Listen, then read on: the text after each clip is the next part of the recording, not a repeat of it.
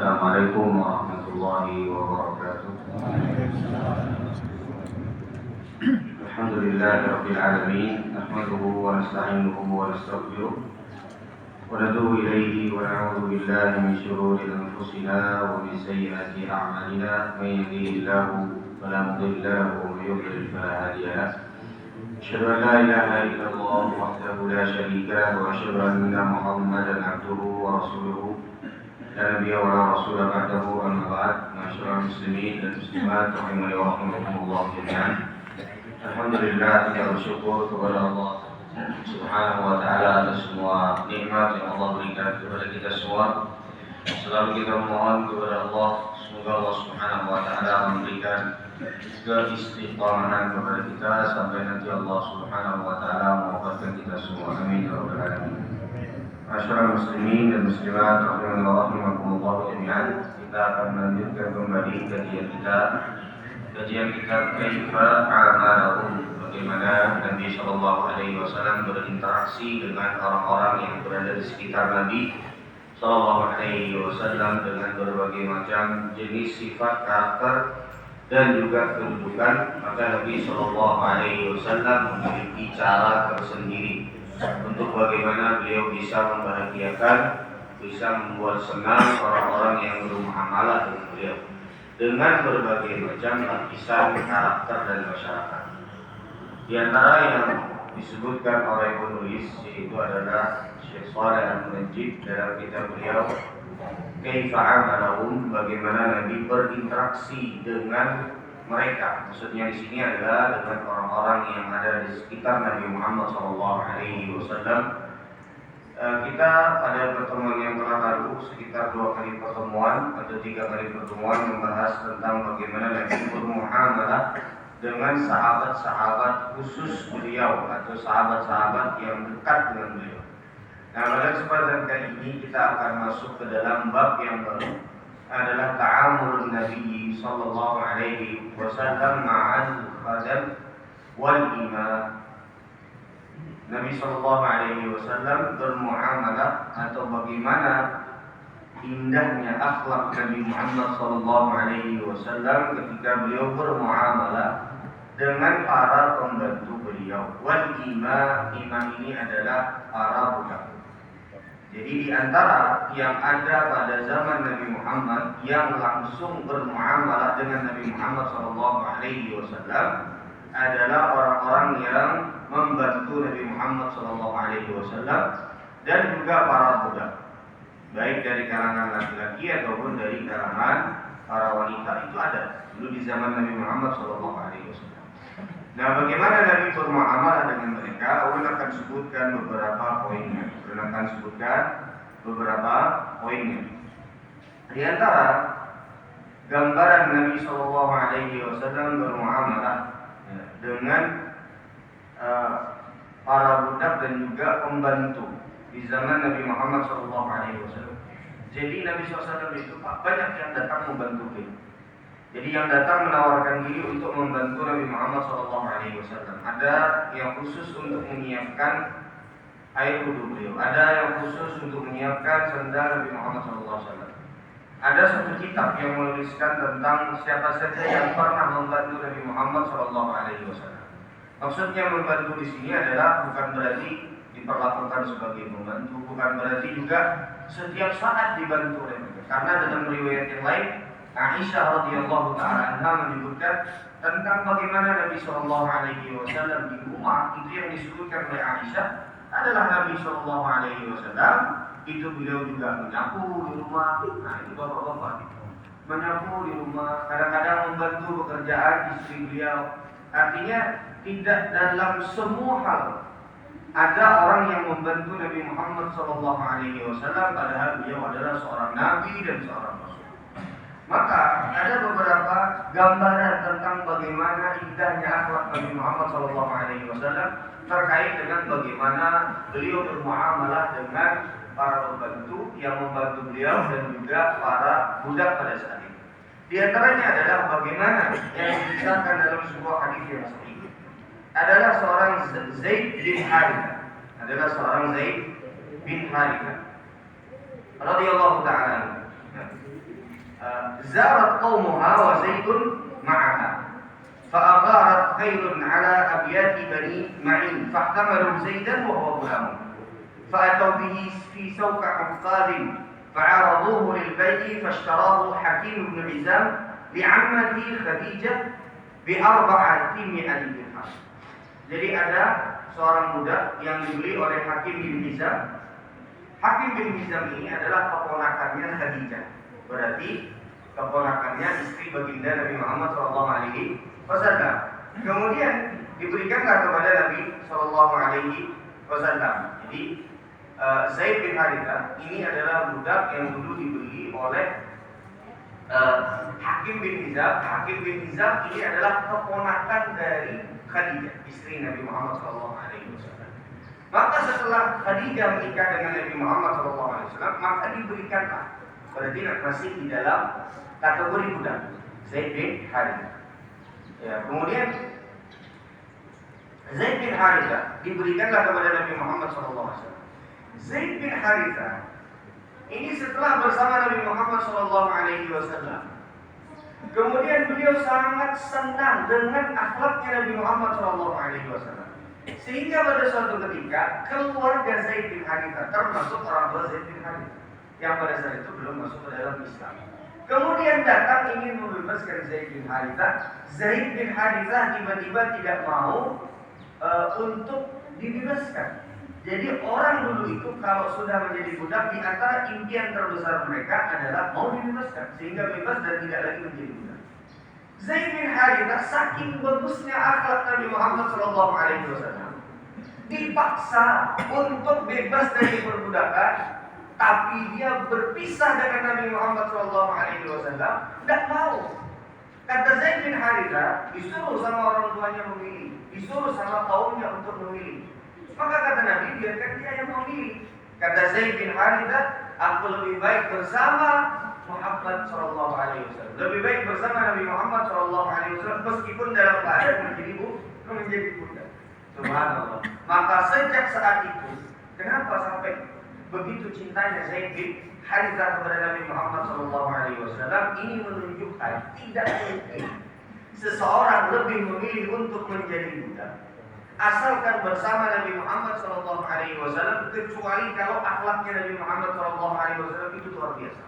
Andaikan akhlak seorang sayyid, seorang pemilik budak itu baik aja malah, maka seorang budak pasti akan memilih untuk bebas dari perbudakannya. Tapi berarti ada yang sangat istimewa dari Nabi Muhammad SAW sampai seorang Zaid bin Harithah itu memilih masih menjadi budak asalkan bersama Nabi Muhammad SAW. Maka sejak saat itu, sejak Zaid bin Harithah memilih Nabi Muhammad SAW, maka Nabi mengatakan kepada seluruh orang pada saat itu, "Ishhadu anna hadha ibni warithan mawrusan." Kata Nabi SAW, saksikanlah kalian semua bahwasanya Zaid bin Harithah aku angkat menjadi anak angkatku, maka dia akan mewarisiku dan aku akan mewarisinya. Sebelum terlarangnya mengangkat anak. Ini sebelum terlarangnya mengangkat anak. Makanya Zaid bin Harithah ini langsung Allah Subhanahu wa taala turunkan ayat di dalam Al-Qur'an. Ud'uhum li abaihim. Jadi pada saat itu Nabi Muhammad SAW mengubah yang asalnya Zaid bin Harithah menjadi Zaid bin Muhammad. Maka ditegurlah oleh Allah Subhanahu wa taala di dalam Al-Qur'an, dan itu kata Allah, ud'uhum li abaihim. Panggillah mereka, nasabkanlah mereka kepada ayahanda mereka atau kepada orang tua mereka. Maka ini menunjukkan betapa bagusnya akhlak Nabi Muhammad SAW. Tapi setelah itu ya tidak tentu saja Zaid bin Harithah tidak mewarisi Nabi dan juga tidak harta tidak diwariskan kepada, karena syariat itu dihapuskan oleh Allah Subhanahu wa taala. Baik. Kemudian hadis yang lain yang menunjukkan betapa indahnya akhlak Nabi bahkan kepada seorang budak sekalipun. Jadi kenapa penulis menyebutkan imam atau dan khadim? Kan biasanya yang paling dipandang rendah oleh orang itu adalah para budak. Tapi kalau seseorang bisa berakhlak mulia bahkan dengan orang yang paling dipandang rendah, itu berarti akhlaknya luar biasa mulia.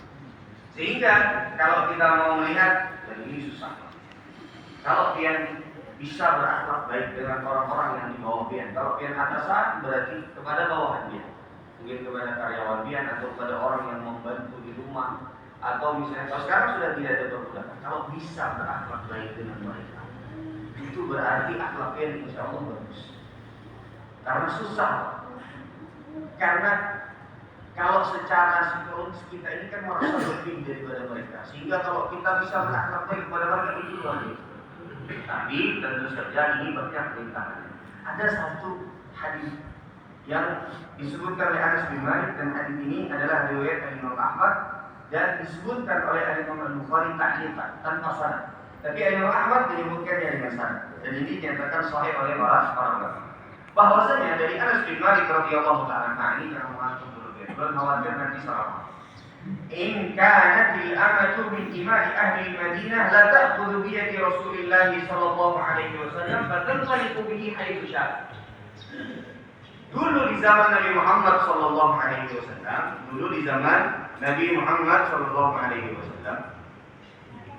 itu budak-budak wanita. Jadi budak wanita kalau secara bahasa diterjemahkan. Jadi kalau diterjemahkan bahasa Arab ke bahasa Indonesia tanpa dijelaskan, maka maknanya akan seperti ini. Kata Anas bin Malik, dulu di zaman Nabi Muhammad SAW, Nabi Muhammad itu bebas. Ini jangan mengantuk dulu ya. Bebas untuk dipegang oleh para budak wanita atau budak wanita, kemudian membawa tangannya Nabi Muhammad SAW kemana saja dia inginkan, maksudnya kemana saja yang diinginkan oleh budak wanita, untuk menyelesaikan hajat-hajat atau untuk membantu budak wanita tersebut. Adalah yang aneh dari hadis ini, Pak. Adalah. Belum yakin kita akan bertanya, loh berarti ada dong wanita yang menyentuh Nabi Muhammad SAW. Dalam hal ini adalah budak wanita mengambil tangannya Nabi Muhammad SAW sementara hadis selesai. Betul Pak? Sementara di hadis yang lain Aisyah radhiyallahu ta'ala menyatakan Nabi tidak pernah menyentuh seorang wanita pun yang bukan mahramnya Nabi Muhammad SAW, juga selain daripada istri-istri beliau. Bagaimana cara menggabungkan antara kedua hadis ini?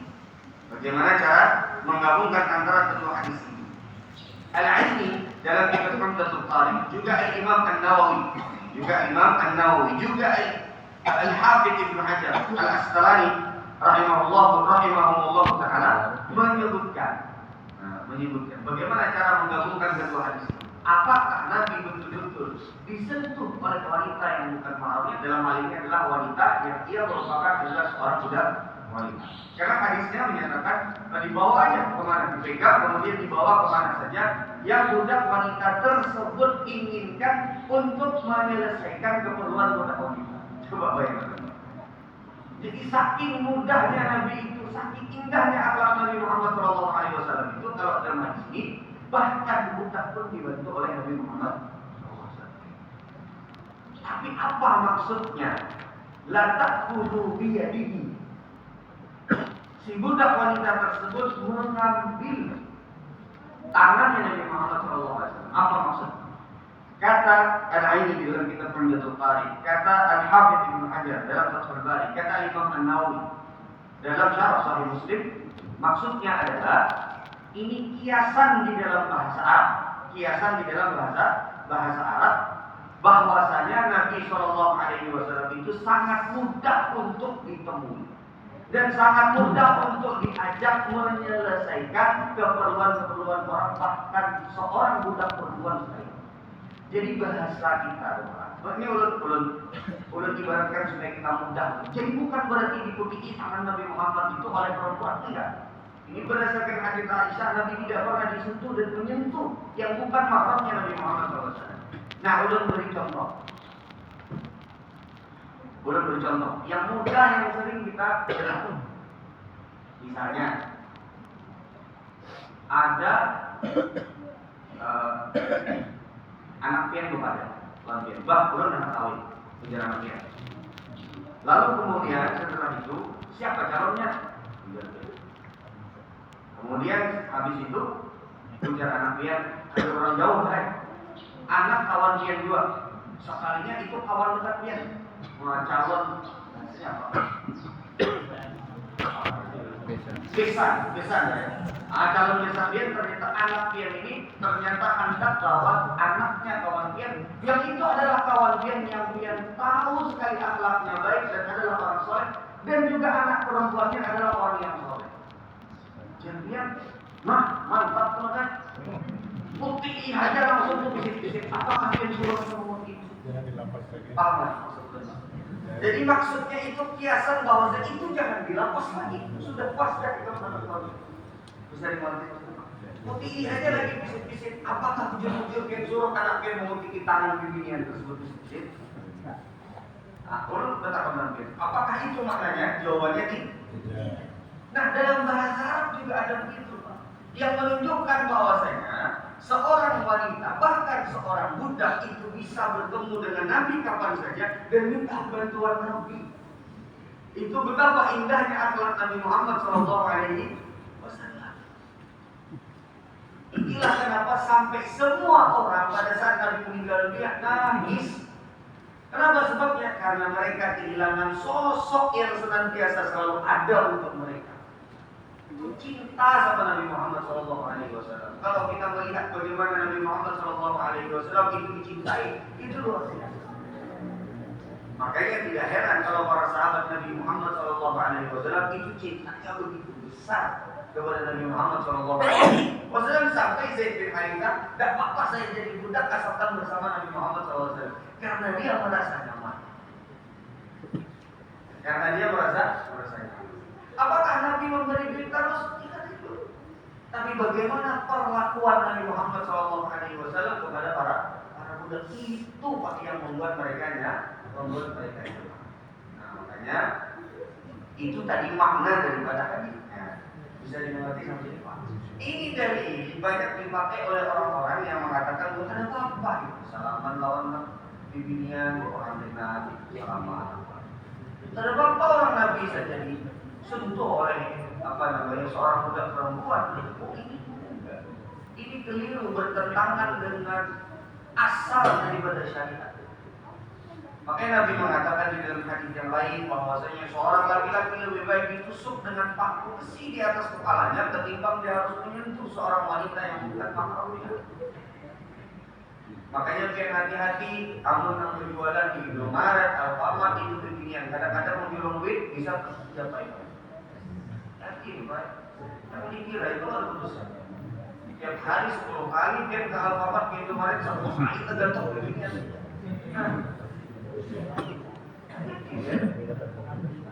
Suruh kan anak ini. Kalau misalnya dia membawa bini, suruh bini. Alhamdulillah. Begitu pula kalau seandainya kan berjualan lagi ya, bini pian karena dari pangsulan dia atau menjual duitnya, pian harusnya. Maka kita harus cemburu di situ. Baik, ini makna daripada hadis tadi. Jadi bukan berarti Nabi itu dicapai harus oleh para budak wanita, tapi itu adalah bahasa kiasan. Nah, sehingga memahami hadis itu kita harus melihat secara keseluruhan dan juga harus dipahami berdasarkan kaidah-kaidah bahasa. Jangan sembarangan kalau kita mau menerjemahkan, ini bahayanya kalau menerjemahkan hadis itu secara bahasa terus. Baik, kemudian yang berikutnya. Nah, hadis yang lain yang ini diriwayatkan oleh Imam Ahmad dan juga Ibnu Majah. Kalau tadi kan sudah hadis yang lain, in kanatil walidatu min wala'i ahli Madinah, la tajidu fata'khudhu bi yadi Rasulillah sallallahu alaihi wasallam. Fala tansihu yaduhu min yadi hatta tadhhaba bihi haitsu syaa. Kalau tadi kan budak perempuan. Kalau ini adalah anak-anak, bukan kanakan itu apa? Itu kadang-kadang kanakan yang beginian yang harus masuk di situ. Kadang-kadang minta bantuan Nabi Muhammad SAW. Pak, minta bantuan kepada Nabi Muhammad Sallallahu Alaihi Wasallam. Ini betapa indahnya akhlak Nabi Muhammad SAW. Kemudian yang berikutnya, bagaimana gambaran muamalah Nabi Muhammad SAW dengan para pembantunya. Nabi SAW menyebutkan dalam sebuah hadis yang diriwayatkan oleh Al-Imam Al-Bukhari dan juga Imam Muslim. Kata Rasul sallallahu alaihi wasallam, "Idza ata ahadakum khadimuhu bi ta'amin, fa in lam yajlishu ma'ahu, falyunawilhu aklatan aw aklataini, aw luqmataini." Kata Nabi sallallahu alaihi wasallam, kalau pembantu kalian atau ada orang yang misalnya datang mengantarkan makanan, dia ingin makan bersama kalian, maka hendaklah, kata Rasul sallallahu alaihi wasallam, dicicipi barang sesuapan atau 2 suapan. Ujar Nabi Muhammad sallallahu alaihi wasallam, karena yang demikian itu adalah penawar kesedihan dan kelelahan ketika dia sudah memasak. Apalagi yang membawa itu masakan. Ibaratnya memasak, ibaratnya membawakan aja lapar juga membawa. Karena baunya dan lain sebagainya, biar badannya merengos, harusnya kita pada makan. Nah, itu Nabi SAW sangat menjaga hal tersebut. Ini malah kalau pembantu. Apalagi kalau yang memasakkan biar adalah bini seorang. Makanya ibu-ibu tuh biasa sehari bila biar ke warung kan bapak. Ada berbeda ke warung bini, ada di rumah habis memasakkan, habis itu biar makan langsung, biar datang ke rumah aja kepang, ibaratkannya tuh menyukai sesuatu. Ya, aku terlambat, aku guring. Lagi pemasakan. Dia ada bapak-bapak. Iya, jadi begitu.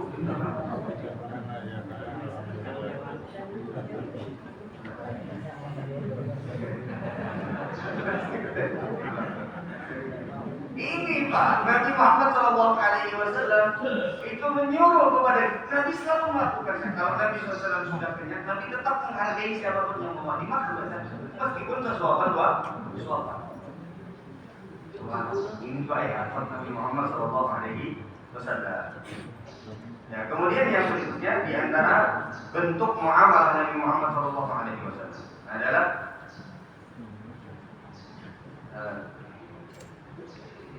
ini luar biasa. Kata Nabi Muhammad SAW dalam sebuah hadis yang diriwayatkan oleh Imam Muslim. Jadi bagaimana Nabi Muhammad SAW itu memperlakukan orang-orang yang bersama beliau. Dari Abu Hurairah radhiyallahu ta'ala anhu, an Rasulillah sallallahu alaihi wasallam annahu qala, bahwa Rasul sallallahu alaihi wasallam bersabda, lil mamluki ta'amuhu wa kiswatuhu. Jadi di antara hak seorang budak itu adalah si sayyidnya atau si pemiliknya itu memberikan makanan kepadanya. Wa kiswatuhu, dan memberikan pakaian yang menutup auratnya. Wa la yukallifu minal 'amali illa ma yutiq, dan jangan memberikan gawian kepada para budaknya. Ini kalau ada budak, jangan memberikan gawian kepada budaknya yang dia tidak mampu. Maka kata Nabi, kalau dia memberikan gawian yang tidak mampu kepada budaknya, maka hendaklah dia membantunya. Ini kata para ulama menunjukkan bahwa Nabi itu pengen supaya kita juga punya rasa iba terhadap bahkan kepada para budak. Kayak apa cara menumbuhkannya? Kalau seandainya hati kita itu tidak kering, ada perasaan perasaan gitu. Kayak cara menumbuhkannya? Nabi bilang mau coba ikut untuk juga bersama dia, bantuin dia. Nah, itu perasaan. Jadi seolah Nabi SAW pengen mengajarkan kepada kita sebagaimana yang hadis yang lain. Waliyati ilan nas kama yuhibbu ayyuhta ilayhi. Hendaklah engkau bermuamalah, berkata, bersikap kepada orang lain sebagaimana engkau senang kalau orang lain bersikap dan berkata-kata kepadamu. Jadi gimana caranya untuk supaya kita bisa menimbulkan perasaan tersebut? Kalau aku jadi dia itu bagaimana? Gimana caranya? Coba ya. Makanya Nabi SAW mengatakan, kalau saya dikasih beban yang berat sekali, sampai budak itu dikasih beban yang berat sekali, coba ya, membantu dia. Ini adalah di antara yang diajarkan oleh Nabi Muhammad SAW. Kemudian yang berikutnya, masih kuat ya? Sudah. Baik. Kemudian kita sebutkan beberapa hadis lagi. Di antara hadis yang menunjukkan tentang bagaimana akhlak Nabi Muhammad SAW kepada orang-orang yang membantunya. Kepada orang-orang yang membantunya adalah Nabi Muhammad SAW itu kepada orang-orang yang membantu selalu mendoakan. Jadi bila pian berisi orang tempat bila pian berisi orang misalnya karyawan pian, atau bukan berarti pian hanya sekadar misalnya karyawan yang berisi, enggak, pian bos kepala sekolah atau kepala kantor. Kemudian pasti ada karyawan karena pian tidak akan bekerja sendiri. Maka di antara akhlak Nabi Muhammad SAW yang selalu beliau lakukan adalah beliau mendoakan orang-orang yang bekerja dengan dia. Jadi kalau ada karyawan pian misalnya nih kan, angkat dapat bisa pegawainya, dilajari sambil didoakan. Kalau ada misalnya karyawan pian yang masih belum begini, masih belum menutup aurat, didoakan sambil ibadahin. Nah, itu adalah di antara akhlak Nabi Muhammad SAW. Dari mana kita tahu Nabi selalu berdoakan? Diriwayatkan dari sebuah hadis yang sahih. Dari Anas bin Malik radhiyallahu taala. Qala dakhala Nabi sallallahu alaihi wasallam wa ma huwa illa ana wa ummu haramin khalati. Faqala qumi fa usalli bikum. Jadi Anas bin Malik itu pernah suatu ketika didatangi oleh Nabi Muhammad SAW dan di situ ada ibundanya, juga ada bin sanak dari mamanya, namanya Ummu Haram. Jadi berarti ada beberapa orang pada saat itu di rumah Anas bin Malik radhiyallahu taala. Nabi SAW pada saat datang, kemudian Nabi SAW sholat sunnah di rumahnya Anas bin Malik radhiyallahu taala. Lalu kemudian kata ibundanya Anas bin Malik. Jadi ini menunjukkan betapa Nabi itu berakhlak luar biasa. Ibunda Anas bin Malik melihat akhlak Nabi Muhammad SAW yang begitu luar biasa, kemudian mengatakan, wahai Rasul, ini anak ulun Anas bin Malik, tolong pian jadikan orang yang membantu pian. Nah, jadi akan membantu pian, wahai Rasul. Maka kemudian kata Nabi SAW, fada'ani bi kulli khair. Kata Anas bin Malik, kemudian Nabi memanggil, ini Anas bin Malik masih halus pada saat itu. Fada'ani bi kulli khair. Jadi dipanggil oleh Nabi dengan panggilan yang luar biasa. Jadi begitu lembutnya, begitu baiknya cara Nabi SAW memanggil. Jadi kada ada manggil untuk tapi Nabi SAW memanggil dengan cara yang baik. Maka kemudian setelah itu kata Anas bin Malik, wa kana fi akhiri ma da'ali. Kemudian Nabi SAW mendoakan Anas bin Malik, anqala Allahumma akthir malahu wa waladahu wa barik lahu fi. Ya Allah, banyakilah harta Anas bin Malik dan jadikanlah harta tersebut berkah, kemudian perbanyaklah keturunan Anas bin Malik dan jadikanlah keturunan tersebut adalah keturunan yang berkah. Ini di antara doa Nabi Muhammad SAW kepada orang yang membantu beliau. Jadi kata Anas bin Malik, fa inni lamin aktsari ansari.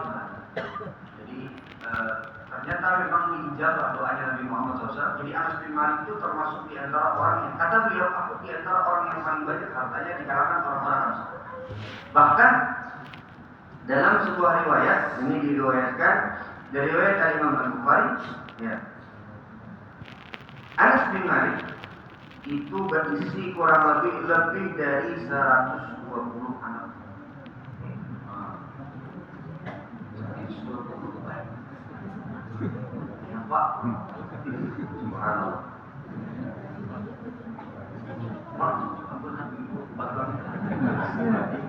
Di riwayat dari Imam Al-Bukhari disebutkan bid'u wa ishruna wa bid'ah. 120 lebih, berarti lebih 120 ada sampai 130. Para ulama menyebutkan menurut baca penjelasannya adalah bisa jadi kemungkinan besar istri Anas bin Malik itu lebih dari satu. Karena kalau satu rasanya berat mengalihkan 120. Paling ada awalnya berisi 120 itu tiap tahun, berarti harus hidup 120 tahun. Nah, berarti istrinya Anas bin Malik itu lebih dari baik. Kemudian terakhirlah satu lagi untuk selesai hadisnya, kemudian kita lanjutkan. Baik. Kemudian di antara hadis terkait dengan bagaimana akhlaknya Nabi Muhammad SAW kepada para pembantu atau orang-orang yang membantu beliau adalah Nabi Shallallahu Alaihi Wasallam itu mengajarkan untuk segera memberikan upah dari orang-orang yang bekerja bersama. Jadi jangan terlambat. Jangan terlambat. Jadi kapan berjanjinya? Misalnya ada yang berjanjinya per hari, ya berarti setiap hari. Ada yang berjanjinya per pekan, ada yang berjanjinya per minggu, ada yang berjanjinya per bulan, ada per 2 bulan, ada per 3 bulan, ada. Jadi Nabi SAW mengatakan di dalam hadis yang diriwayatkan oleh Imam Ibnu Majah dan dinyatakan sahih oleh Syekh Al-Albani rahimahullah dari Abdullah bin Umar radhiyallahu taala anhu qala Rasulullah sallallahu alaihi wasallam a'tul ajira ajrahu qabla an yajiffa 'arqahu. Hendaklah kalian memberikan upah ganjaran atau gaji kepada orang-orang yang bekerja kepada kalian setelah mereka menyelesaikan pekerjaan mereka, sebelum keringat mereka kering. Maksudnya sebelum keringat mereka kering ini adalah setelah selesai pekerjaan dan sudah sampai batas waktu yang berjanji untuk menyerahkan gaji atau upah dari pekerja tersebut. Jadi bukan berarti harus memberikan upah pekerja itu setiap hari. Tidak. Karena urusan sebelum keringat kering itu bisa sejam 2 jam. Apakah yang harus kasih sejam 2 jam? Tapi maksudnya adalah setelah selesai pekerjaannya di waktu yang sudah ditentukan dan disepakati, dia kasih gaji. Kan dalam riwayat yang lain, Nabi Shallallahu Alaihi Wasallam mengatakan salah satu ana qasmuhum yaumal qiyamah. Ada 3 golongan yang mereka itu akan berseteru dengan kita pada hari kiamat, akan berselisih dengan Nabi Muhammad Shallallahu Alaihi Wasallam. Di antara yang disebutkan oleh Nabi Shallallahu Alaihi Wasallam, rajulun istajara ajiran fastawfa minhu wa lam yu'ti ajran. Adalah seseorang yang menyewa jasa, mempekerjakan seseorang yang setelah selesai pekerjaannya kemudian duitnya ada diberi dan ada dijulung dari hak orang yang sudah menyelesaikan pekerjaan tersebut. Itu kelak pada hari kiamat adalah orang-orang yang akan berseteru dengan Nabi Muhammad SAW. Jadi bila pian pemilik sebuah usaha, bos di sebuah perusahaan, bila sudah gaji anak buah pian itu datang waktunya dijulung, jangan lagi ditahan. Apalagi kalau seandainya karyawan itu sudah punya anak, sudah punya istri, itu kaitannya bukan hanya sekedar kepada si karyawan yang itu saja, tapi juga kepada anak dan istri. Sehingga ini yang diajarkan oleh Nabi Muhammad SAW, dan ini belum terasa cukup.